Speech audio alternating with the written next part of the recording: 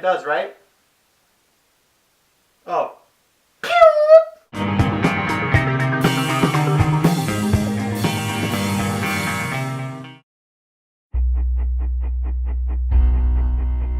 I'm Tony Stark. I build neat stuff. I got a great girl. And occasionally, save the world. So why can't I sleep? Welcome, my friends.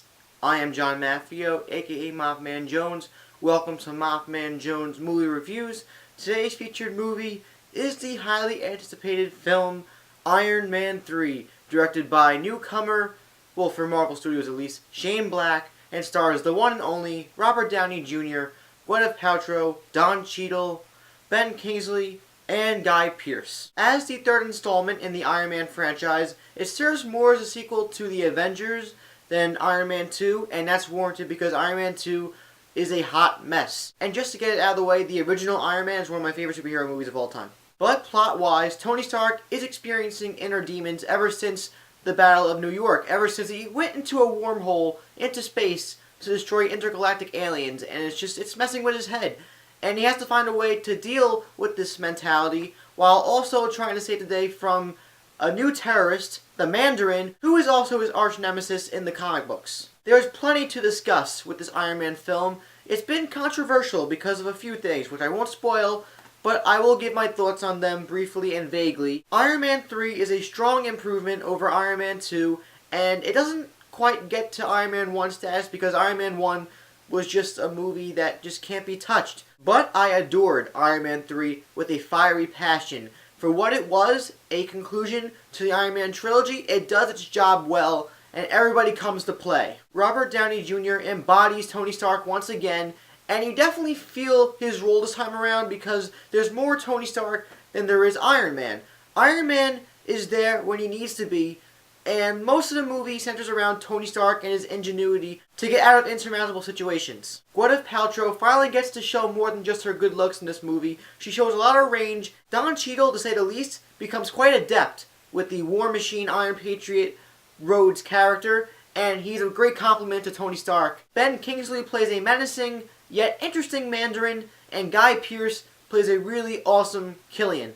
Transitioning into the directorial realm, no disrespect to Jon Favreau, but Shane Black definitely brought his A-game to this movie, and he put his heart and effort into everything that was Iron Man 3. And you can definitely tell that it was his film. There's a lot of humor, but all the humor hits. Quite a few dark moments, as well as 2 or 3 twists and turns that you probably won't expect. This is definitely the riskiest Marvel film to date, and you would think that humor, like quick snappy humor, and dark moments together would make for a weird experience, but it definitely is complemented well and it blends well. This feels like a more realistic and grounded, humanized version of Tony Stark with his character arc, and there is, as I said before, more Tony Stark than Iron Man. The action is oh so satisfying, especially the final battle sequence, which is my favorite Marvel battle to date alongside the Avengers fight from last year. And you really are engaged in them because you really feel the emotions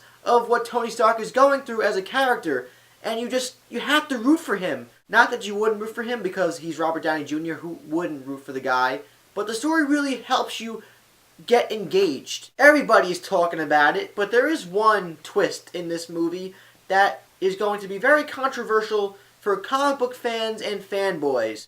The twist in and of itself will definitely insult fans, but the way it's executed will definitely just add on to that anger. But it might go the other way and you might actually enjoy it because in context with the story, it makes sense. And me personally, I actually really dug the twist and it took the movie in a neat and unique direction. I can show empathy towards fans who will be annoyed by the twist because you can take liberties with these adaptations in these comic books, but if they ever changed around Spider-Man to a great degree, it would really make me irate. So I see it. The film is very self-contained. Despite having a few Avengers jokes in there and being connected with the Avengers plot, it does feel self-contained like its own story. And if this is the last Iron Man movie with Robert Downey Jr. and the cast among him, then I would have no problem with that because this movie definitely ends the franchise on a high note. Finally, the new composed theme by Brian Taylor is memorable, it is bombastic, and it is beautiful. And when the main theme shows up, it just brings this grandiose feeling like, oh, Iron Man is coming! Oh! And I forgot to mention that the setting of this film takes place during Christmas time. It's pretty similar to Die Hard, where Die Hard is technically a Christmas movie, but it's actually not. My negatives with Iron Man 3 are that certain plot points, subplot points, are resolved very quickly without much explanation or even any explanation at all.